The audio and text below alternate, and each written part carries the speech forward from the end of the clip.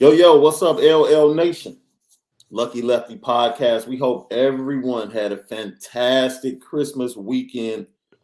Great holiday, spend time with your families. Hope everybody got back to the various destinations safely. Once again, we are featured and brought to you by Onora Whisky, OnoraWhisky.com, the premium American whiskey. Go check it out at OnoraWhisky.com. Premium, something to sip on. January 1st, as we lasso those Cowboys out at the Fiesta Bowl. Notre Dame, the team should be arriving out there at the Fiesta Bowl location today. A little bit later on, everyone seems to be healthy. You know, it's been crazy with COVID and all of these bowl games being canceled. Man, you just hoping, praying, and crossing your fingers. I mean, it's one of those things. I think it's just interesting that we ain't made it this far. Right. We just not gonna finish real quick. It's not like it's weeks ahead to look forward to. So go ahead and get these games knocked out, man. Quit playing with these kids. The weekend was crazy. As far as Notre Dame football, there was a lot happening on social media. We're going to tap in with that. Of course, the petty train, petty story of the day. Man, I had one in mind until Sunday Night Football, so we'll get to that. Yeah, no fact. We'll throw a couple of former Crimson Tide players on the petty train, along with a few other people. We'll bid salute and celebrate the end of one of the most transformative and historical shows ever on HBO. It's Series finale last night. It's a lot of symbolism. That should be the petty train right there, man. Yeah, a lot of symbolism in that show last night. I thought it was actually dope. Yeah. I didn't like the whole fast forward thing. No. I felt like they could have given us about 3 more episodes. Yeah, it's like they cut it short. Like they just didn't want to keep pushing it. Like it's like, this is good where it's at. But they could have had some more episodes, some more storylines. But that was like the best moments. We'll talk about that. As I said before, some more coaching news, some more news on Harry Hiestand. And we'll talk about something that you heard here first just 2 episodes ago. The importance of the quarterback and wide receiver room. Yep. And how they're linked. And we stepped out there on the brand. We stepped out on the limb, unlike any other podcast, and said, yo, if you're going to throw eggs at Dale Alexander, make sure you throw the same eggs in the direction of that quarterback room. That's right. The man can't get off of that OC's desk either. And I would venture to say there's been more talent in the wide receiver room than there has been in the quarterback room. I can say that. In the last 3 or 4 years. So we'll talk about it. I want to start something, a new segment each and every Monday, bro. Okay. Remember this. And I want to play a clip for you. And I want you to tell me if you remember this and kind of shed some light on what the heck went on. I believe this was a big time game back in 2015. Big time night game up in Philly. And something transpired on the sideline. I want to, you remember this.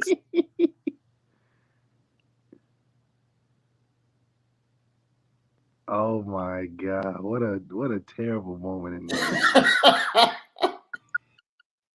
So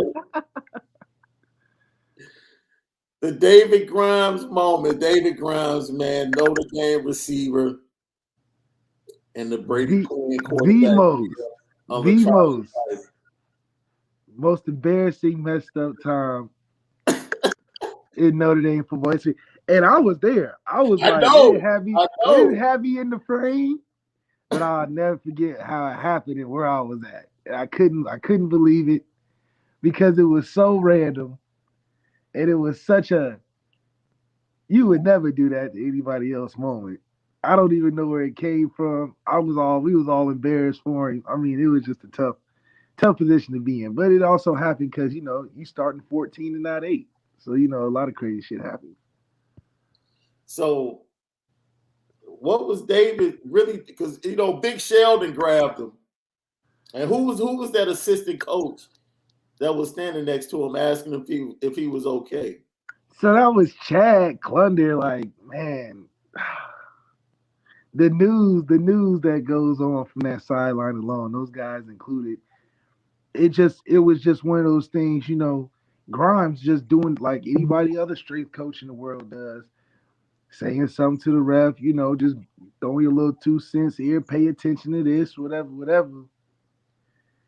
Sometimes in away games, refs can be feeling like they playing for the other team. So this particular ref kept giving us sideline warnings, and it's like this. We had an NFL stadium, so we got all the space in the world. Like, right. He's making it a point today. So I think we was winning or something, and something that happened, and Grimes would just so happen to be next to the ref at the time. Yeah. And I think we didn't have a good play or something, and you just see Grimes saying something, and then out of nowhere, the ref gets super offended, says like, "Oh, get your boy," or something like that. That like gestures to Kelly like, "Get your boy," and then I don't know what Kelly was thinking. He must have thought it was something back in Grand Valley or something, and he went all the way down there and he didn't say anything to him. He just went and tried to move him ASAP. Like, what is? And Grimes a real smooth dude, so it wasn't a cool moment for sure. But some stuff that we would never forget as a team, that's for sure. It was like, coach, assistants asked him, "Are you okay?" And Grimes, everybody was like, "That's messed up." Right. And Grimes is looking like, "Yo, man, y'all better get this dude, man." He went straight for the throat. Like, when you grab a man up here, dude. It was one of those moments where you had to remember where you was. I remember where I was, but he had to remember where he was. Right. It's like, yo, man, we're gonna have to get Grimes. We got to get Grimes on the show, bro. Oh man, we're talking about one of the best coaches to be around. Didn't matter football position or not. Yeah, David Grimes, one of the most solid dudes that you would find on the team. That's why it was such a, everybody on a player standpoint took his back because Big Sheldon was there because we all care about Grimes, man. And so any other coach, I don't think you would have had as much player notice as it was. Yeah, Big Sheldon was looking like, what the hell? Yeah, I was like, bro. That's why he grabbed. He didn't touch Coach. He grabbed David. Like, man, let me grab David, get him up out of here. And that's the thing. It's like everybody was caught off guard because it's like, I get those Tom Brady moments where you're like, oh, if that was Odell, they would have said something different. Tom Brady does the same thing. But this is one of those moments like it don't give you no excuse, Mr. Brian Kelly, to be doing all that. One, because we was winning. And two, you wilding out. You can't be doing that. Right. So let's get to it, man. Some breaking news over the weekend. Big announcement made on Instagram and Twitter by 2023 safety wide receiver recruit Peyton Bowen, Denton, Texas. Same team as Jackson Arnold, who is another recruit from 2023 that Notre Dame is interested in. And this kid right here, two-way player, athlete, that's what they've been going after. He can catch the ball, take it the distance, very fast. We're going to do a full breakdown of him in the cutting room floor coming up in a couple of days. Look at him in the return game. Athletic, explosive, man. And not only him, he has a younger brother also that Notre Dame is after. As you see right there, he plays defensive back. Eli Bowen with the pick. So he broke news this weekend on his Twitter page that he'll be making an announcement on January 1st at 11:45. And he'll be making the announcement prior to the Notre Dame game. Notre Dame is in Very, very, very, man, I don't know how many varies I need to play to let you know that Notre Dame is in a really good spot to secure the commitment from Peyton Bowen on January 1st. So when we saw him tweet out that he was having this commitment ceremony on January 1st, we retweeted him, retweeted him, and said, "Oh man, big W and this." And he liked the tweet. So of course we reached out to him, and hopefully there will be some type of interaction between us that we can bring to you guys around the time of his commitment. We're going to try to solidify that, but it was good to see. Now, earlier in the day, on the weekend, another 2023 prospect, recruit, offer, 2023 quarterback from out there by you, Nico Iamaleava, cut his list of schools down to 12, and Notre Dame made the list, amongst others like Alabama, UCLA, BYU. No, USC did not make the list, which was shocking that UCLA was his LA school. So the thing that I liked about that and that we want to talk about immediately is that Peyton Bowen, who is more than likely going to play safety at Notre Dame, but is also very explosive in the return game and as a wide receiver, retweeted Nico's tweet. And then Cardell Tate was actually the first person to retweet and said, seems like we have certain schools in common. Those two schools, Ohio State and Notre Dame. So what are we saying? And what did we say 2 days ago? There's a direct correlation between the wide receiver room and the quarterback room, because wide receivers are watching always what the top quarterbacks are doing in the schools that they're going to. 464-262. So you have, that's 100% the truth, man. You love to see in the recruiting space the kids being able to contact each other through social media, letting it be public their interest in Notre Dame, because at some point the kids got to recruit themselves too. The school has a huge hand, but the kids got to be loving the same situation. yeah, And to see the interactions from the 2023 class and it being a year out, we're getting early interactions. We got guys making commitments to coincidentally the couple minutes before our game. It all points to the right direction, and it points to the positive side of what, or the positive result of what Marcus Freeman has done in recruiting. He can sit back, focus on the game, and let his recruiting take place while he's focused on the game. He's going to have guys that turn into his mini recruiters. And I think that's the culture you want to build. Like, for instance, thinking about 2015, thinking about the class I was coming in 2013, yeah, we were already best friends before we got to campus.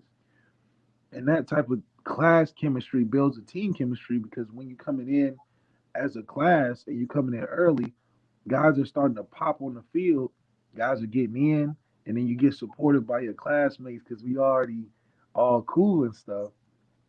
It just makes for more success, and that's how you get those classes that have 40 wins or something like that. So it's a good recipe for success, and especially in recruiting. And we're looking to see the results after this first game. So I think this game against Oklahoma State will confirm a lot of the recruits' thoughts and feelings that were previously undecided at first. So when they see how we come out this week, we got all spring the point to that game and be like, that's the direction we're going in. absolutely. So we tell you all the time, correlation between the quarterback room, wide receiver room is very important in recruiting. Notre Dame is starting to connect those dots. And to be honest, that's two of the troubled areas, or two of the troubled positions over the last 10 to 12 years for Notre Dame. Whether it's development, getting wide receivers in, as I said before, and that's including you, bro. That's including guys like you, Ev, all the great quarterbacks, and then Ian Book, who's the winningest quarterback, and then Jakovic that left. if you really line it up, now one can say that the wide receivers that came through, man, the depth of the talent might have been more than the quarterback room.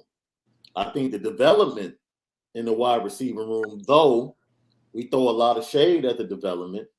The wide receivers that actually eventually came on, produced late in their careers more than likely, and then went on to the NFL, have been more successful than the quarterbacks at Notre Dame. So when we look at development from both of those rooms, spotty at best, one might say.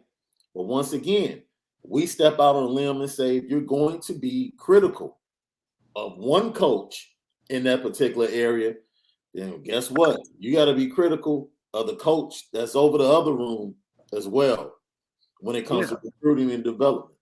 And that's something that we're not shying away from on this podcast. Is that Dell Alexander is really the low-hanging fruit in the situation, just because you can just look in that down the hallway and just by causality say, oh, you're not doing what you need to be doing for that group. I think it stems from going back even further, and that's just the offensive identity.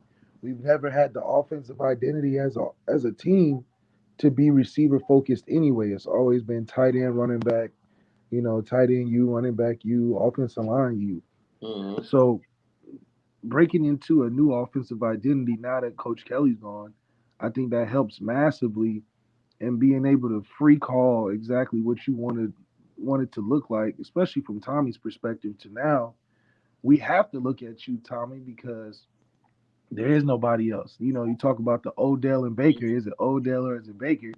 We've seen when you took one out of the common denominator, what the real problem was, or what the bigger issue was. And I think this is sort of the same thing. We don't have Odell anymore distracting us with with Brian Kelly on the offense. All the scapegoatism goes out the window. Now we got to look directly at Tommy and how he's involving the receivers.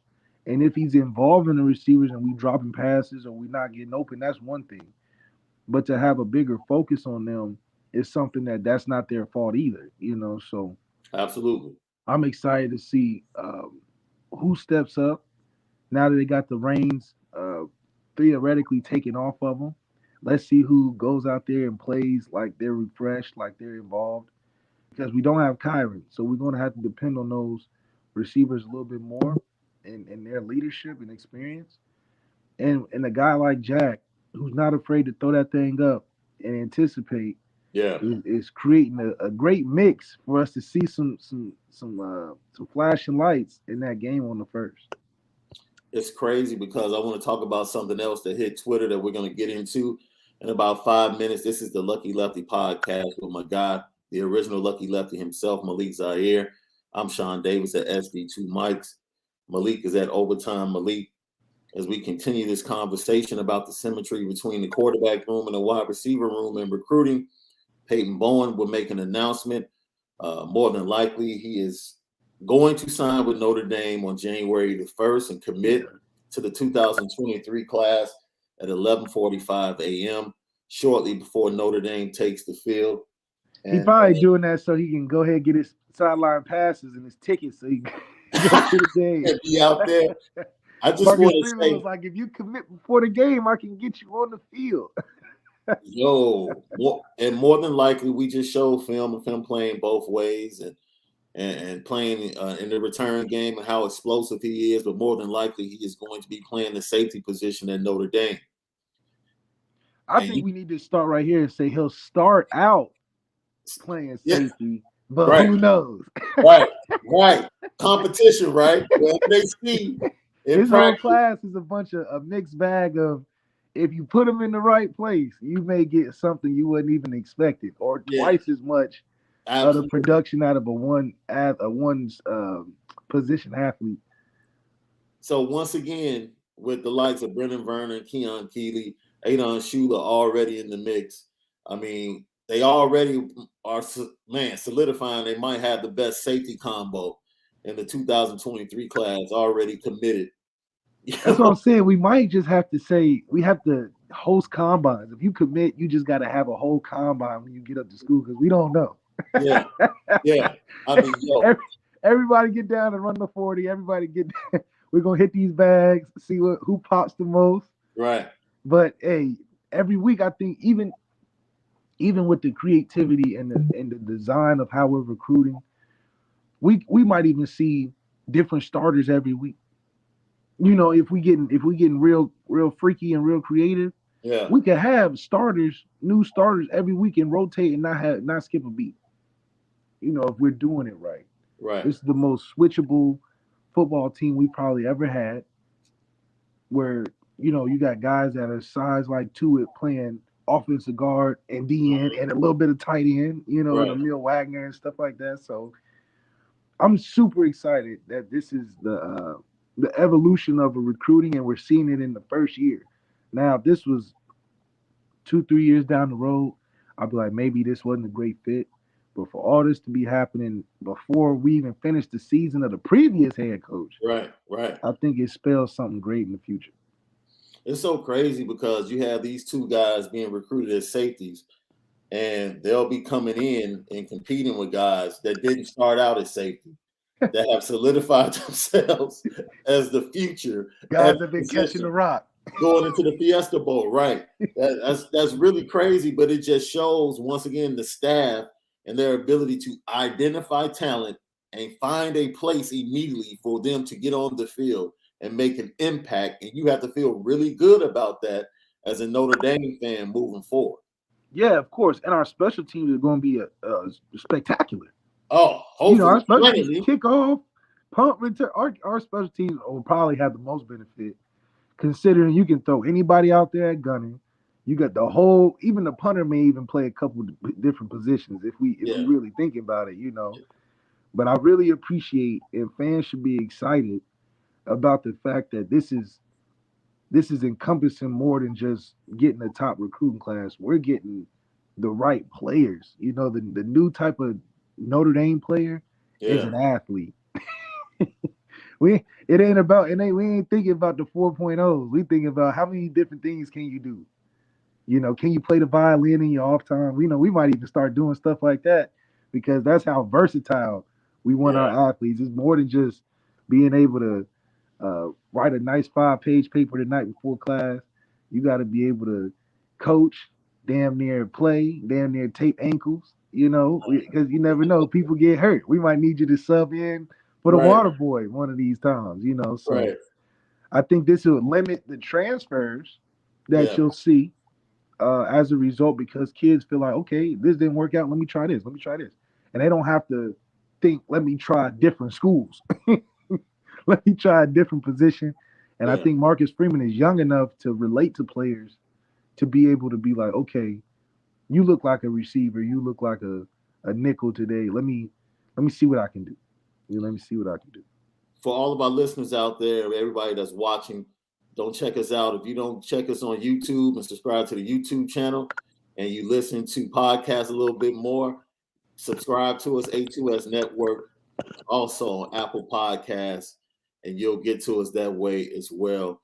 You can listen to us in your ear as you're riding to work, commuting to work, or just running on the treadmill. You can check out Lucky Lefty Podcast away from our YouTube channel. Go ahead and search A2S Network on Apple Podcasts, and those podcasts will pop up. For those that are watching right now, and our followers, subscribers, and go ahead and give a brief breakdown of Nico and what makes him special. Before, I'm sure you're going to have, matter of fact, we'll put the link in. We did a breakdown earlier this year of 6 quarterbacks from the 2023 class. Check it out. We'll post the link in the comments a little bit later in the show. I believe it was Dante Moore, Nico, Iamaleava, Jackson Arnold, and I think it was 2 for 5. We did 5 quarterbacks. So you can check that out. But you'll be going more in depth on Nico in the coming days. What makes Nico so special? What makes Nico really special is his height. And I know that it's not saying much yet, but the height and the ability that he's still an athlete and he can move around, it makes you feel better when you're talking about the relationship between the receiver and the quarterback room. As a receiver, you feel a lot better when a guy is can see you, and you know he can see you. It's different than an Ian Book where you like, man, I don't know this guy gonna see me down the field.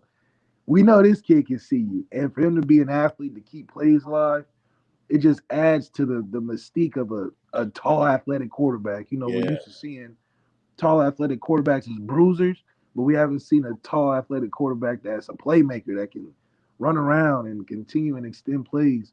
And his height is only going to make it better for him to see different things that shorter guys can't see, and that's just a real thing. So the unique thing that he has is the fluid ability as an athlete and his height.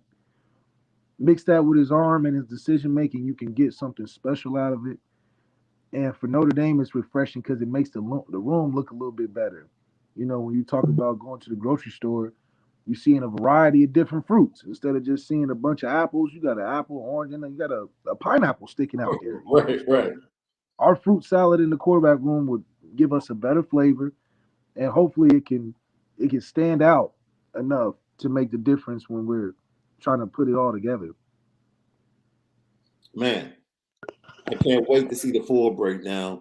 It's like you said, man, he just stands in the pocket, and for him to be so tall, he's not stiff. Yeah, he does no stiff like power. I'm gonna throw it 1,000 yards because I'm just stout. Yeah. He's like not been. He's like a in between a Josh. He's like a Josh Allen type. You know. People look at his stature and just think like, yo, he's skinny. There's some weight on the kid. Like, don't get it twisted. Yeah, I mean, look at Bryce Young. He's skinny. Right. Look at Devontae Smith. He's skinny and win Heisman. Yeah. So the last two Heismans, I mean, you know, they were probably that size in senior year of high school. And it's so funny because, of course, the crown jewel is, you know, to most is either Arch Manning or Dante Moore from that class. Nico comes in third or fourth in the rankings. And Nico might have the best arm. Yeah, I mean, I think it's the California weather because I'm out here. I'm coaching. I'm like, I could throw 5,000 yards in this weather. I mean, every day it's so perfect. So it's like perfect conditions. Yeah, you see why a lot of these California quarterbacks breaking these ridiculous passing records.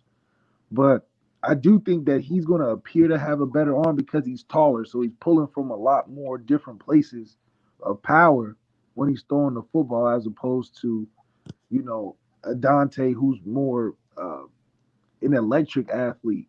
So he's going to pop with his throw. Nico's going to have some girth behind his throw. You know, so it's a difference between the ball coming through your hands and then the ball leaving his hands. It looks like a whip, you know, like, ooh. Right. You know, so it's more of what you want to ever, it's an aesthetic of whatever you want to see. I think we're going to get two different flavors, though, from a Nico and a Dante, which are good. And it'll be helpful for our recruiting to not recruit more guys that are doing the same thing. Is there anything in particular outside of just communication and speaking on the field, either in the Fiesta Bowl or moving into 2022, that can be done by the offensive staff to show either one of these guys that, yo, this is the place where you want to be? Well, I think it's a unique position because a lot of it, too, is how much can you explain the situation that y'all have now? You know, I mean, are you telling these guys, look, this is Tyler's team for a year, and then after that is up for discussion? Or are you saying you guys can come in and we don't know who's going to start? So I think it starts there. I think the recruits also know the situation Notre Dame has where they're like, you know, I could potentially see me going there, but I'm not trying to play half and half the whole season either. Right. So I think that's something that some of them maybe be waiting to look and see. So this game, it's a catch-22. Do I play Tyler half the time to show, you know, that he's going to be ready for next year? Or do I just commit to the old man in the back with Jack and just let him ride this game to the finish? So I think what's more important outside of that dynamic is to see how the offense is coming out. Are we scoring points early? Are we starting fast? Or we look like the same team, just with a different head coach? So a lot of different things that Notre Dame can do.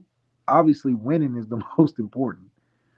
but from the things that are flashpoints, things that are more, you're not going to see it on the scoreboard, but you just get the feeling of watching it. I think that's something that they're looking forward to seeing as well. It's crazy that you mentioned that, because if you're having that discussion, you want transparency and honesty. And that seems to be one of the best attributes of Marcus Freeman that we've talked about in his press conferences, how transparent he is and how he might begin to include a little bit more coach speak as he gets more into I think he's gonna have to because when you're dealing with quarterbacks, it's very delicate, and you can't give them a word salad either. You can't give them a bunch of sound good either. Yeah, You got to be kind of you have to be more direct when it comes to your quarterback. I think that's where Brian Kelly could have been better for developing quarterbacks during his time. yeah. It's just to be more direct. You're getting paid the most money on the team. You got to make those decisions without it being a uncertainty. Every time you dealing with quarterbacks is uncertainty because you don't know which way you're gonna fall. But as a head coach, you're getting paid to make specifically those decisions. If Right. nothing else, you need to decide this guy's doing it, this guy's not. He didn't do a great job of that, so it was a bunch of limbo in the room, and it gave us a bunch of unproductivity. Once again, it's the Lucky Lefty podcast with Shaun Davis and Malik Zaire, the original Lucky Lefty himself. Just discussing a bit of recruiting news over the weekend. Just to reiterate, Nico Iamaleava out of California narrowed his list down to 12 schools, and Notre Dame did make the final list, of course, aside or next to Ohio State, Alabama, UCLA, and a few other schools. Carnell Tate, another 2023 wide receiver prospect, an offer for Notre Dame, immediately retweeted his decision that he put out on Twitter and said, I see that we have some of the same schools. Wink, wink. So once again, we're just talking about and pointing out how important it is to simultaneously solve the issues in recruiting that have been connected to the quarterback room and wide receiver room. And it seems like Notre Dame is putting forth a really good effort at trying to do that. I know a lot of people want and are looking for a move and a change at the coaching position at the wide receiver room. And we told you that that particular coach is being vetted and watched during the practices and watched during this time of how he talks to and deals with recruits. And a difficult decision is going to have to be made. So all the rumblings that you're hearing and people are scared and saying, well, man, I don't know. They might keep him. If they keep him, so what? Yeah. So what? So what? This is why, man, I've been told that I've given him a pass. I'm not giving him a pass. I'm just giving somebody an opportunity. I look at the glass as half full rather than half empty. That's just I'm not a pessimist. That's just the way I look at things. No, straight up. A role player, he could be a great role player, right? All shooters look great next to LeBron James. But the difference with shooters with LeBron James expectations. Mm-hmm. It's a little more heat when the king kick it out to you. Yes, sir. You need the three. It ain't like you playing for Detroit and it's like, man, I'm hitting the miss and I'm taking them all day. But that also makes you step it up. And that's what you can't put on Dale. Right. Dale can bring you to the water, but he can't make you make those shots and take those moments when they're presented. And I think that's the missing piece in that receiver room. Who's going to do that consistently enough that we can just call on like, hey, like in 2014, 15, our guy was Corey Robinson. Corey Robinson wouldn't play the entire game. Corey Robinson would even let other players get his reps. They'd be like, oh, let me get this one, Corey. He's like, go ahead. When it came down that 3rd and 8, USC, we look back and say, hey, Corey, we need you. It just jersey super clean, ain't not cold at all, not warm at all. Didn't stretch, did nothing. Couldn't even find his helmet. Throw him out there. He's one-handing Randy Moss and kids. Just one play, and that's it. That's all he needed. Those are the guys that we need because not only was Corey an amazing receiver, but he was a great teammate. And he was always making the clutch plays when you needed him. So our guys in that receiver room, we don't need a guy that's a Michael Floyd that's got to catch 1,000 catches every year. Mm. We just need a guy that's gonna make those right plays against Clemson, man to man. We winning in 1-on-1s. Against Alabama, 3rd down and 8, we Yeah. making that catch over the middle. That's all. Because it doesn't take too many big steps that we need to even close the gap. There's a bunch of little ones that's making the difference. It's like we talked about last week, right? We talked about how important or how we want Notre Dame's offense to be like Kansas City's offense. Yeah. Right? Like they have a switch that no one else has. That's right. And like that's what you're talking about. Having guys on offense, it's like, yo, when you need that play or you need to go to the next level, you have that quarterback, you have that wide receiver that can go out there and say, all right, we're about to get this done. Yeah, and especially too now that you're fostering the right kind of competitive vibes around the team, I would just make it if I'm Marcus Freeman making the receiver room open. I'm like, look, y'all starting out as receivers. Oh yeah. But anybody on this team can be a receiver now. So your ass better make a play. And that's crazy, man. When you recruit explosive players, just explosive players, that's right. Period. It's like, man, somebody gonna pop. I got to get the ball in his hand. Yeah, somebody gonna get pop. the ball in his hand. Like now, I understand why those Florida teams was so incredibly. It's like you had the ball in Tebow's hand every play, right? Then you would get the ball to Percy Harvin. Then you had Aaron Hernandez. That's right. Then you had Murphy on the outside. Then you had Riley Cooper on the other side. You had playmakers everywhere. You got the Pouncey brothers. Up front. And it's like, yo, you can hit the switch at any time. Like a team can be in the game with you, and all of a sudden it's like, okay, let's take it to the next level. Yeah, because they all could do everything. You know, Aaron Hernandez could play out wide. Riley Cooper can play inside like Kevin Austin. Yeah. You got Percy Harvin that's a do-it-all guy on special teams and on offense, running back, receiver, slot. Tim Tebow is a great decision maker outside of being the great hope. So, you know, you're going to have influence right there from a leadership perspective. But constructing teams like that is fostering competition. So do we got the right formula? It's like the Powder Puff Girls, the sugar, spice, everything nice. We threw it all in there. You know, Marcus Freeman, Professor X'd it up. Yeah. Now we're looking to see the explosion and what happens after. So we got all the ingredients to have a team like that and the personality like that. So it's just exciting, man. Exciting to see if it turns out how it's supposed to. Yo, guess what happened? It's a great weekend for us, you know, because we say things, we spin it different, bro.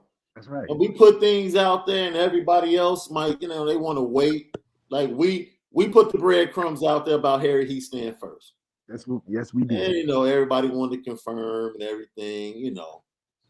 And we put the breadcrumbs out there that Blake Fisher will probably be playing. We didn't say who would replace, even though we pretty much knew who we felt like he would replace, but we put it out there. Like, you know, Blake Fisher.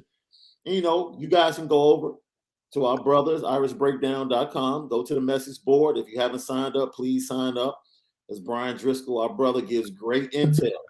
And some of the intel he broke late last night on the message board over there, Irish Breakdown, is that not only will Blake Fisher be playing in the Fiesta Bowl, he will be playing a lot in the Fiesta Bowl. Yeah, I think this is trying to make up for some of that time that he missed, man. He missed the whole season. He played the first game and that missed everything in between. Hey, man, I told you I wasn't worried about that. If it was truly, if practice was really about competition, I knew he was getting in the lineup. Like we just gonna have a true competition. I know one spot on the offensive line he's better than off jump. Without no questions asked. That spot right there, yeah, you can insert him immediately, and that position just got better. You saying putting the best on the field is automatic. So you knew that he wasn't the best. Man, but see, once again, that's the atmosphere, right? Because we talking about in recruiting and we talk about identifying how to get guys on the field. That goes to the offensive line as well. Yeah. And we're seeing it. And you love to hear that because those are certain things. You know, the previous regime is more about loyalty. Yeah, now hold on. Hold on, be loyal. Yo, Marcus Freeman was like, yo, whoever's the best is going to play. And that's great to hear, to see the direction that Notre Dame's moving in. The best will play. So go out. You want a guy like Blake Fisher to go out there and get his feet wet again because it's a long off season between this game and that Ohio State game at the shoe. So you don't want him to be itching all season. You want him to have something he can watch. That's a good point. Off season, be like, look, this is what you did on the last time we left off. Mm-hmm. This is how much you've gotten better since hurting yourself that first game. Something to chew on. He don't play this game, you know, a lot of uncertainty moving forward for his own confidence because he's like, dang, man, I got to damn near missed a whole year. I got to restart. So this would be a great confidence booster. And then something for Hiestand to look at. You know, all right, Blake, I done seen what you did versus Oklahoma State. Come to the doctor. The doctor got some film on you. I'm going to break it down. We're going to get better for the next year. So the stuff that Hiestand's teaching in the spring, I believe it'll translate in the summer. Man, I hope so. And I hope we can just, that's a perfect segue.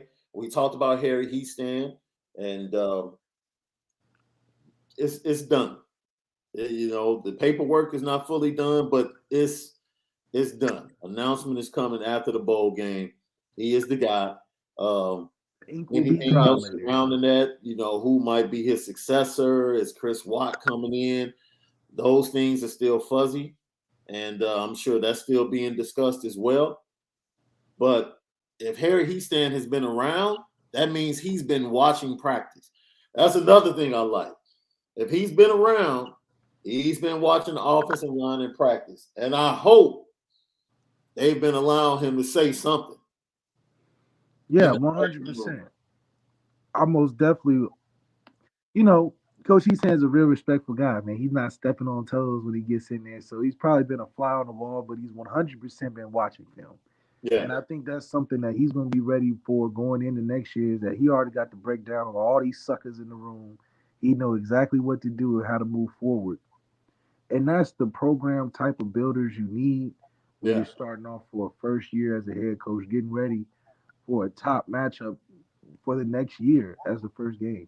Yeah, I think it's something. But that point you made about making sure that Blake Fisher actually sees the field and gets some more film on himself before, you know, spring practice, so he can actually watch, take that to spring, know exactly what he needs to work on, so he's not, you know, kind of just coming off a half a game at the start of the season. Half a game and a lot of potential. Yeah. Yeah, that'll be really difficult. That's a great point. Lucky Lefty podcast. We're discussing right now. We moved on from the recruiting news over the weekend, talking about Harry Hiestand and his deal being done. I guess from the standpoint of in agreement, they have agreed in principle. And now the paperwork has to be signed. The announcement to come sometime after the Fiesta Bowl. He has been around the team, been around the offices. I don't know how involved he's been in, but I'm pretty sure he probably was watching practice at Notre Dame. The team leaves today, going out to the Fiesta Bowl site. They'll land sometime later on this afternoon. And it's game week, bro. It's game week. It's game week. It's game week, and it's ready to get it. This is the question I want to ask you. Dick Vitale over the weekend. Huge Notre Dame fan, Notre Dame football fan. You know him from being color analyst for ESPN basketball. And huge ties to Notre Dame, loves Notre Dame football. He tweeted out over the weekend that this matchup in the Fiesta Bowl is not going to be Cupcake City for Notre Dame. And he warned Notre Dame fans to expect a very tight game. And I saw people respond to that and you know, giving big ups to Oklahoma State's defense. I'll say this, bro. This will not be the toughest defense that Notre Dame faces. They're just not. They're just not. Out of all the defenses that they faced, as I said before, the front four, stout. The linebackers, because of the front four, the linebackers look a whole lot better. Right. Like if you just isolate the linebackers, yeah, they can come down, they can make tackles, they can be aggressive, but do you catch them in the passing game and you can isolate them and scheme, they're very susceptible to big plays in the passing game. The backside, they want to keep everything in front of them.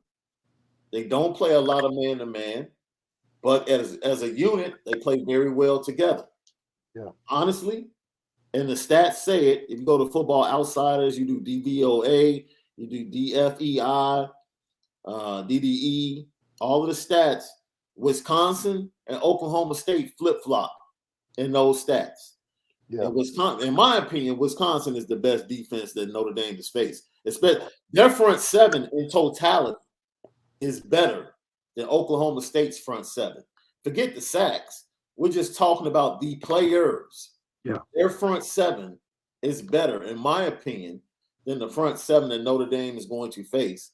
And the offensive line that Notre Dame faced that Wisconsin defense with is much better now. Yeah, they're a lot better. Exactly. So Notre Dame, pretty much until turnovers late in the second half, Notre Dame they controlled that game without the offense being at its peak. Yeah, I mean, we're way more talented absolutely in a vacuum than Oklahoma State. Absolutely. From a totality standpoint, I think we're more talented. My biggest thing is that this is a team where you can't let them hang around because it'll turn into a Big 12 game where it's a shootout coming to the last possession. I think our defense is way better than that. Yeah. But offensively, we're going to have to score some points early to hold off that initial first wave of what they're bringing. Yeah. If we let this team hang around with 8 minutes left in the third quarter and and you know it's been a struggle and we're only up 3 going into the fourth, that's gonna make the game a lot tougher because then we're gonna have to rest on players that we've been depending on that we don't have. And like usually we're calling Kyron's number if it's a close game in the fourth quarter. Not having the Kyron for reasons outside of him being hurt. Who are we calling on in that 4 minutes that we've been depending on all season if it's not Kyron? That's the position I don't want to be in when you're playing an experienced defense like Oklahoma State because they are good. They may not be the best, but they are good enough to take advantage if we're asleep at the wheel. And that's why, for me, the spotlight is on Tommy Rees in this game. You have better weapons. You have a solid defense. Your offensive line is much better. Now, let's see how you attack this Oklahoma State defense, especially early in the game, where you should have scripted plays to be able to take advantage of what they want to do. And I do believe, too, that because it's a Big 12 team, we just have to show commitment to running the football. Big 12 teams don't have commitment. They'll run, but they don't have commitment to run. Right. I think with the amount of running backs we have, that they're all pretty good, solid. Like Aldrich Estimate, that's my guy, man. I can't wait to see him go. Big boy. We need to just punish them and commit to the run to where they're like, man, we got to tackle these boys. Once we put in their mind that they have to tackle us because we not giving them easy outs by throwing it 50 yards down the field every time. Yeah. And we're making them tackle on a 3rd and 4, tackle our running back. You know, right. we keep getting first down after first down. That's how you wear on an experienced team like that. Yeah. When you're a better team, because they're, you know, you don't want to get in the chance of you're trying things and they're getting tips and picks or little fumbles and stuff. Because momentum for defenses like that is why they're so good. So if we get the momentum out the way first, I think we'll handle them by the end of the game. They say styles make fights, right? So when you look at defenses, styles make fights. So Georgia had a great defense, right, all year. Mm-hmm. But they had never faced anybody with the style that Alabama brought to the SEC championship game. And there's only 2 teams in the country that have that type of style offensively that will give Georgia an issue. and they didn't adjust well, and that's on the coaches. Yeah. In my opinion, the style of defense that Oklahoma State plays is much easier than, say, a Cincinnati. Now, the numbers say that Oklahoma State is a better defense than Cincinnati. The front four might say that they're a better defense. But you know what gives Notre Dame problems? Those two cornerbacks. Because they can take away one of your major options. And that gives the defensive line time to get home. I don't think Oklahoma State has that. So the rhythm and getting the ball out of his hands, I think Jack Cohn will have a better time getting the ball out of his hands in this game than he did per se versus Cincinnati, because they lack the defensive backs to go man to man and shut Kevin Austin down and frustrate him. Yeah, that Jack Cohn's one of his abilities is throwing it up when in doubt. And against a team like Cincinnati, you don't really feel great about just throwing it up on one-on-ones just because they got talent. Against this team, Oklahoma State, I feel better. I think he'll feel better throwing it up. And when in doubt, especially if the D-line's hitting home. Yeah. I think this is a game where Jack feels more confident in getting the ball out of his hands a lot faster, just because he knows that they're going to show him some stuff that he probably hasn't seen, or he's probably going to catch him off guard. Right. Tommy's good enough to give him options in those times throughout the game to where he can make an adjustment call or whatever the case is. So Tommy's good enough on having a plan. It really just comes down to the quarterback position and how he goes out there and executes. If the moment gets too big, which I don't think it will, because Jack's a pretty calm, cool, and collected dude, I think we'll have a great chance of winning early and often. And then towards the end, hopefully see some Tyler Buckner in there. Not if we're desperate, but if we're, trying to add something different to the offense. That's interesting. You mentioned Tyler Buckner again. It takes me back to the conversation we had about 10, 15 minutes ago. Whew, that's a difficult spot, man. I wonder how Tyler feels. Like sitting, having people doubt him within the fan base, what he can be next year, having to develop, having the pressure of having that team and leading that team next year as a sophomore, and at the same time knowing the big time recruits that are coming in the following year. As a quarterback, what's going to allow him to just to have the blinders on and just play football to the best of his ability? Well, in honesty, it really comes down to, are they keeping it real? Okay. If you're not keeping it real, you'll never be able to play at your peak performance, because you can't trust the fact that you got to look over your shoulder all day.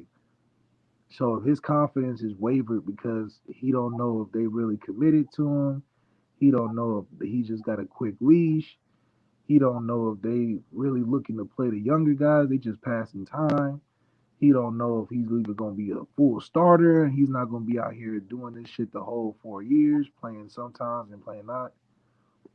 So that's the biggest killer. If he don't trust the relationship that he has with Tommy and what Marcus Freeman is telling him, and if they doing him dirty by, not allowing him to play to the fullest or giving him the confidence to play to the fullest or developing a game plan. I mean, you can see when they're not supporting a starting quarterback through the play calls, through the moves that they make, playing a guy half on, half off.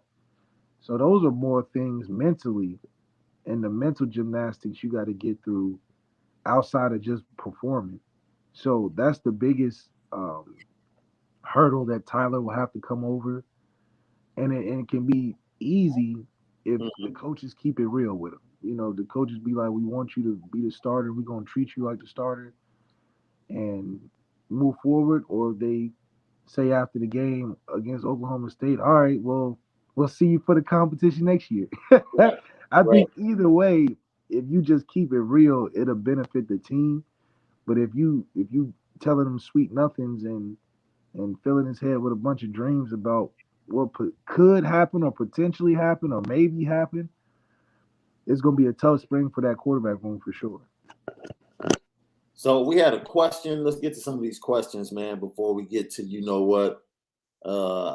David Jones had a question. Here it is for you, bro. Malik, if players are moving around in different positions, doesn't that prevent them from becoming exceptional elite at any one position?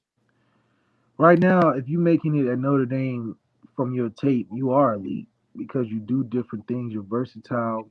Look, catching the football, making tackles, you don't have to be singular to or exclusive to one to be really good at it. So for anything, I think you're going to be elite because it's just like playing more sports in high school than just one. If you play tennis, volleyball, football, basketball, you're probably a better athlete than just being a football player. So I think it's same applies. I understand sometimes people say you're a jack of all trades, but you a master at none. I think if anything, you don't need to be only one position that needs to be a master of anything and playing one position only, and that's the quarterback. Because he distributes the football, he's the guy that has to be the same way every day. Everybody else is just playing football. These kids have played football all their life. So 4 years is not going to make a difference if they tackling one time or if they catching the other. And I think for NFL, it just makes you more of a valuable player anyway because you can play special teams, you can fill any position needed on a 53-man roster. So that's giving more value to the players themselves. So you talk about building your brand, having athletes that play multiple positions is better for them personally. Yeah.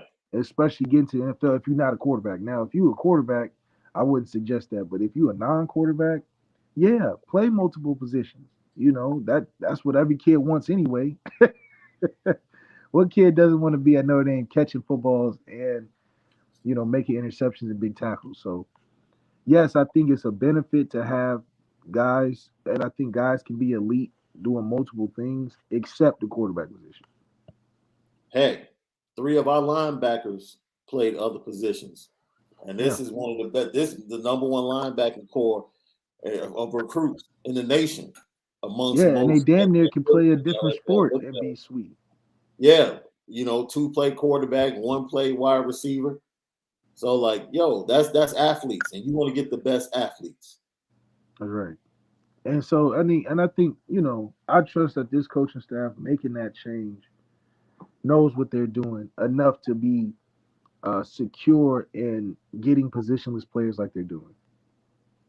Oh, that's a good question. Would you take our corners or OK States in this game versus our wide receivers? I'm taking our corners because I trust our defensive coordinator better. I like the fit and the play style of what we're calling. You got to remember, Coach Freeman has been calling defenses versus every style of offense in the country. He's got the Wisconsins of the world to all the way down to the Virginia Techs and the USC style of offenses, where you're Sam Howell throwing it to his one guy the whole time, like Drake London in USC. Mm-hmm. And you got a guy turning around, handing it off at Stanford in Wisconsin. Right. So the style of defenses, style of offenses that you're defending each week is only giving more experience to our corners. They're not just playing man all day and following guys around in a passing league like 7-on-7. They got to come and make tackles as a force player. They got to play some zone. They got to play some runs, some pass. So our corners are more versatile in their experience, which is why I'm taking them over Oklahoma State's defensive guys. And I see David Jones. You just answered this question. Look, man, Jeff Burris was like an All-American safety in his senior year. He was playing running back in the red zone. Yeah, look at Todd Light. Todd Light was doing good with everything. So, if you're a good coach, you the best players on your team, you find a way to get them in the game. Yeah, if anything, look at how they treating Taysom Hill. Taysom Hill really garbage at all 3 positions he's playing, but because he plays all 3, he's just a valuable dude, so you just want him on the team because it's like, okay, all right, we ain't asked you to play quarterback, but can you make a tackle today? Yeah. Go ahead and get going at kickoff. You know what I mean? So that's the versatility that's getting guys paid. So if I'm a non-quarterback in college, I'm trying to play everything. Man, we appreciate you guys. Thank you so much for getting us to the level that we've gotten to. We're over 1,100, approaching 1,200 subscribers. And we appreciate you guys, LL Nation, and we appreciate all the support and the continued support. We're going to continue to spin it different and give you content unlike anybody else covering Notre Dame football and college football. So thank you. Don't forget, subscribe, share, and most importantly, hit that like button. Hit the like button so we can share all this great content with other people on YouTube and on the Lucky Lefty podcast YouTube channel. Here's another one. I hope we can decipher what GLBC is trying to ask. Why is it that the school that won't be mentioned, our rivals we play every year, is getting all of these 5 stars after being so bad? Yes, yet we struggle to get them. Help me to understand. I think he's talking about USC. Yeah, well, one, we're not a team built on 5 stars. Like we saw that chart. We only have 1 5-star, and we're the 4th ranked most talented team in the country. So we're not a team that's been built on the laurels of 5 stars. We did say the difference between us and the 3 teams that we struggle to beat are 5 stars, which is a thing. I mean, but that's just because they just ridiculously have way more than we do. Like if we just get half as many, you know, I think we'll put ourselves in that 1 or 2 or 3 spots that we're trying to get into. But SC wasn't even on the list. I don't remember. So we ain't worried about teams that we better than without the 5 stars. Right. So right now, I mean, yeah, we don't have maybe the names just yet, but listen, we're doing it with 1 5-star on the team. So I'm not worried about necessarily the 5 stars. I'm more worried about how we playing when it matters. And can we get some? We do need some. Do we need 15, 16, 19 like the other 3 teams? Yeah. I don't think so. I really don't think so. I think if anything, we're like the Whole Foods option to their Burger King. I think Georgia's more of a Burger King to where they just got a bunch of superstar talent that they bought and paid for. But we're more of a, I think we do develop more than they do. You know, because we see more NFL players in Georgia, even though Georgia has more 5 stars. So I think that just shows what one way of recruiting is compared to the other. Yeah, no, I think right now Notre Dame ranks, it's either 4th or 5th in players in the NFL. Georgia has hit a spike recently. A huge spike. Yeah, I think Georgia's up to like tied. They're flip-flopping 2nd and 3rd with Ohio State right now. So They hitting them spikes like the election. It's like, how'd you get so many votes? Right. I don't know. Right. How you get so many 5 stars? Y'all was just bottom of the barrel, you know. Yo, when I saw that 18 5 stars in the roster, I said, yo, that's bad. Yeah, like you have to buy that. But this is my thing. Because ain't nothing out there in Athens to be wanting to go there so bad for. You got 18 5 stars and your offense is like that? Is that pedestrian? It's like, dude, they should be lighting the scoreboard up. Yeah. The way Alabama does it. And you know it's bought and paid for because every person on that team, half the team ain't never been to Georgia. Hey, Matt, 2000 GT, great to see you. Hope you had a great holiday. Thank you for the Super Chat channel and PC support. He's supporting the channel, and I think he's always trying to throw a little dig at my boy Malik. So. Yo, y'all definitely inspiring me more and more every day, man, with the digs to get my computer fixed. Let's see, Lilo Galante. You missed it. I wore my ND hat 2 shows last week. I think they begging for an ND and a Fashion Geek collab. Maybe. See, I spin it different, so you're gonna see different stuff from me every day. Straight up. You're definitely gonna see different stuff from me every day. But I have plenty of ND hats, and I wore 2 of them last week, and then I got my IB hat supporting my guys. So, 2 Worker says, "Is there a difference between a geek and a dork?" Yeah. Okay. Yeah. Is there a philosophical breakdown here or what? Yeah, it is. You gotta see, geek is a noun, dork is an action. Oh, okay. In my opinion. Okay. That's my opinion. You can have a really cool geek.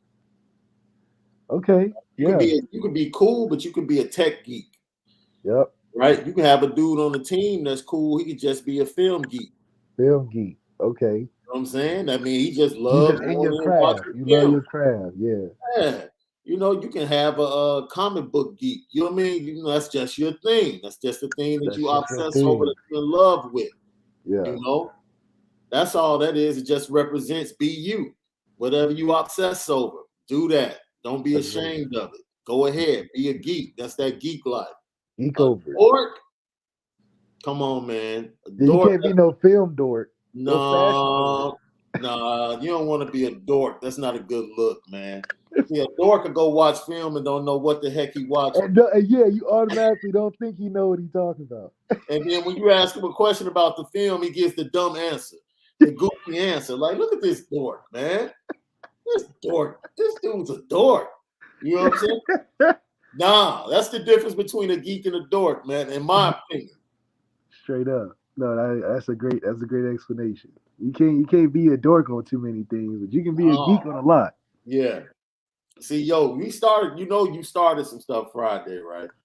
Because people are in the comments all weekend talking about that Lil Wayne stuff. And I'm like, man, I'm not. Hey, listen, it's like a new millennium versus an older millennium debate. Because people love mixtape Wayne now. Yeah. Mixtape Wayne got cut. Hold on. I love mixtape Wayne. That's what people like Jay-Z don't got a Jay-Z mixtape era. For real. First of all, you're wrong. You're wrong because but like Wayne, not like Wayne. He's had one, but the era Wayne was turning people's songs into his own songs. And that's when mixtapes were the thing. This mixtapes back in the day was just simply to get to a label to see if you could get a deal. Nobody was really pushing mixtapes like that. So mixtapes are entry fees now, or mixtapes have been legendary. No, I'm saying they were. When Wayne started doing his mixtapes, you had DJ Drama, you had you had all type of cats. Wayne made those DJs though. I would really say Wayne really made mixtapes what they became. Yeah, 100%. He's a pioneer of the mixtape game. Oh yeah, two worker. Yes, I am a geek. Yes, we're Notre Dame geeks. Yes, we are Notre Dame geeks and LL Nation. If you want, that's another T-shirt. Yeah. That's another T-shirt. LL Nation geek. Can't wait to get this merch out. Spin it different. Screen poppers. Notre Dame geeks. All of it. I guess 50 Cent kind of jumped in on the mixtape on the back end. On the back end. And when it was fading out. It was fading out a little bit. I'm a 50 fan too now. Early 50, I am. I'm an early 50 fan. By the time we got to Massacre, I was done. Really? Yeah. Massacre got some cuts on it. It's not a playthrough. No, but it's got some cuts on it. Give me mixtape, first album. The first album was just such a perfect masterpiece because it went with the movie. Yes. You know, I mean, man, 50 did that Get Rich or Die Trying, man. I mean, that was iconic to this day. Yeah. Yeah. See this right here? This is when I challenge people. 50 Cent jumped off the mixtape game. No.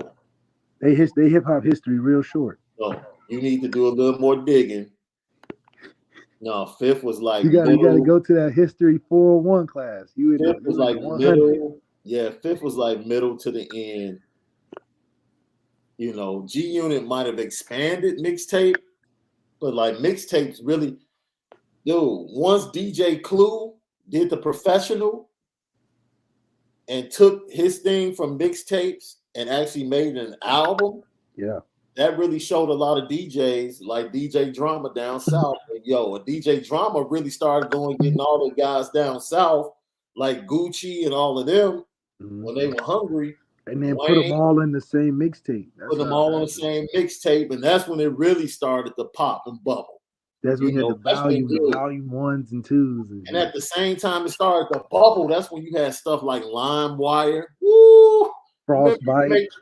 You make your own disc or your own playlist, download some songs on LimeWire. Man, burning CDs like a mug, man. Burning them CDs. It was the like wild, wild west, dude. That was the best. Fast Wire, Line Wire.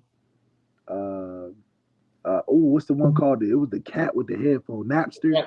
Napster, yeah. Man, that's damn near like dial-up internet. That's so old. Yeah, yo, that's crazy. Yeah, Ludic Southern Hospitality. I agree with that. But no, man, overall theme is, great recruiting weekend, this weekend for Notre Dame. Harry Hiestand being solidified, which is waiting. The defensive coaches, the coaches for candidates for defensive coordinator. It's 4 guys, the same 4 guys you've been hearing, and hopefully we'll see that. No movement on Dale Alexander. We're just going to have to wait and trust Marcus Freeman. Like, you just can't trust him for one thing. Like, if you trust him and you love him, then trust that he's going to make the best decision with the wide receiving coaching position in that room. And just leave it at that. Great point you made today about the importance of getting Blake Fisher on the field in this Fiesta Bowl, big picture wise. It's not just about the Fiesta Bowl, but big picture wise, it really means something.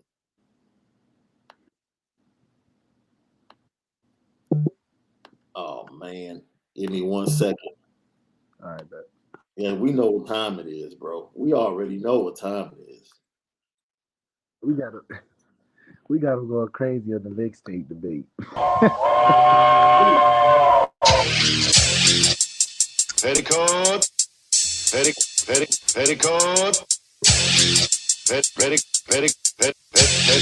Petticoat Junction. It's time to get petty. Oh, we did a good job executing. Are you upset with something? And fire up the Petticoat Junction train. I just don't like you. You don't? No. What is today's pettiest story?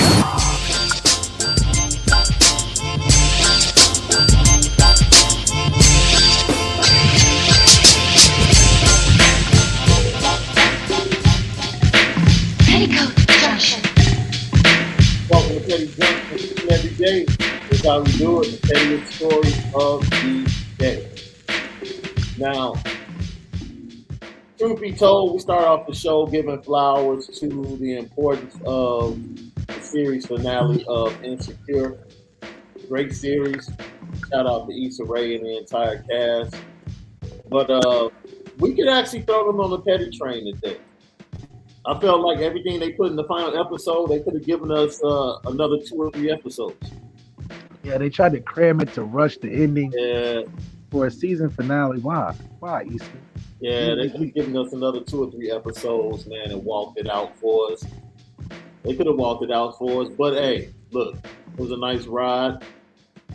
She's moving on to other productions on HBO with that mega deal she signed, so I'm looking forward to see what she can do with that. And it was good to see her and Lawrence get back together.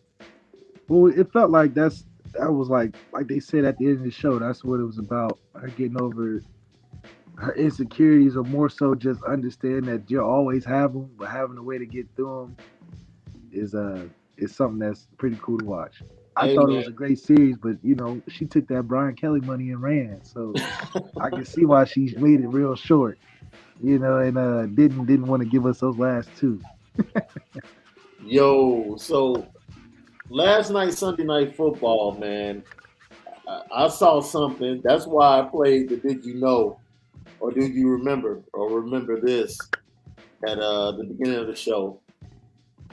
Because the incident we saw on Sunday Night Football with Jonathan Allen and Deron Payne, like they played on the same college team together. And they damn near look alike. And Deron Payne was saying something. He talking some trash, and he said something. That dude, Jonathan Allen, caught him with a quick one. One. And those are 300-pound strong dudes. Those are haymakers. Hey, you can't just be throwing around no weight like that. You fucking hurt somebody for real. But that just shows you them being on the same team. That just reminds you of the little dorm fight they probably used to have playing the game or something. You playing the game, and then you getting blown out, And then everything just a real sensitive topic after that, man. So they probably have some words exchanged, but that's what you'll get in a football game for sure. But because they went to college together, I'm sure this ain't the first time. Yo, so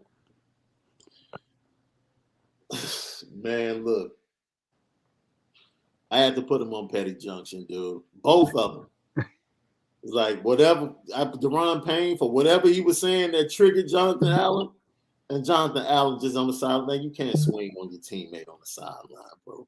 Okay, so I mean, when you getting blown out against a division rival like that, yo, look, everybody can get it. and somebody else I had to put on the Petty train, bro.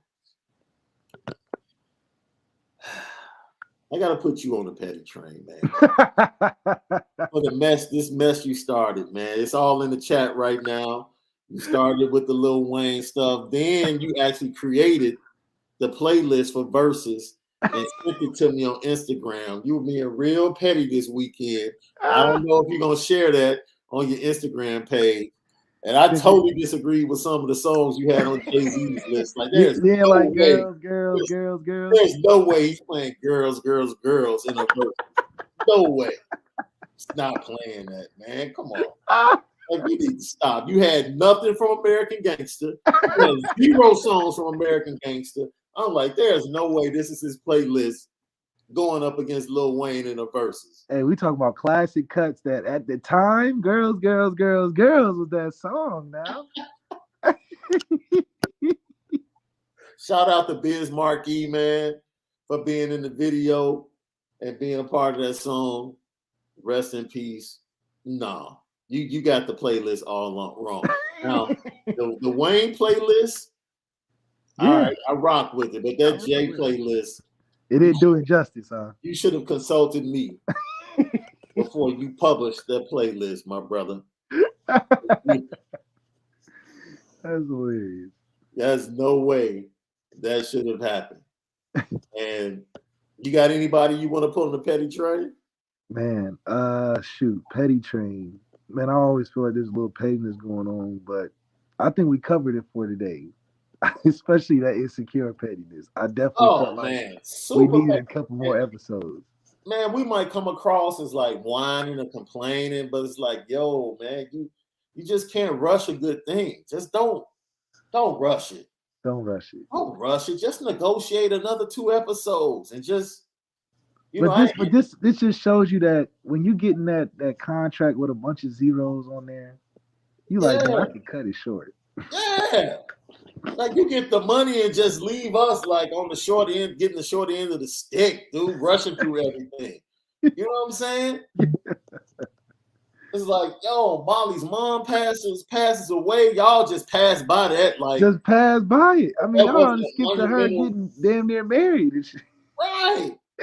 Go straight from that to, it's like, come on, man. Yeah. And then, I couldn't see Daniel one more time. Yeah, because he did not just. Dude, they give Chad like half an episode. He the funniest dude on the cast. They was just trying to put in anything they can to try to end it, man. They was like, how much can we throw in there to try to say, all right, this is the finale, man. So now I have to catch up on Curb because I have not watched Curb this season. So that's okay. I gotta watch that. I need a new show. Watch Curb Your Enthusiasm. Okay. Dude, Curb is hilarious. Curb is hilarious. Have you seen Spider-Man yet?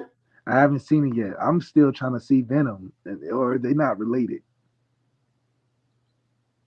All I know is, man, look, the way this Omarion is raging.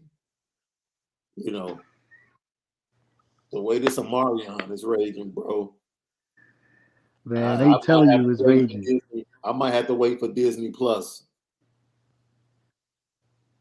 Oh man, don't say it's so, man. I mean, you can hang in there. Hey, although Marion ain't gonna get you while you watching Spider-Man, I'll tell you that. No, look, I'm always going to err on the side of caution. You feel me? I have no problem waiting for it to drop on Disney Plus, my dude. Oh, like you're not about to, force me or make me feel bad. Right? Because I'm not the type of person. Max. I don't get mad. It doesn't spoil my viewing pleasure because I can't see it right now. Like if you start talking about it, if you tell me about a scene, you're not messing it up for me. Nah, because you want to see the whole thing in its entirety. Yeah, I'm good. You know, some people get mad. I don't want to see no spoilers. Don't say nothing about it. I'm not. Nah, go ahead. Because I'm gonna see it anyway. Yeah, tell me about the scene. I don't care. I can't wait to see it. Our boy Galante said Omarion out here doing the Cabbage Patch. Man. Like for real. And that's not, you know, man, prayers goes out to everybody that either have lost someone or is dealing with it, especially up there in the Northeast in the New York area where it's rampant and it's rampant back up in California. You know, so everybody stay safe.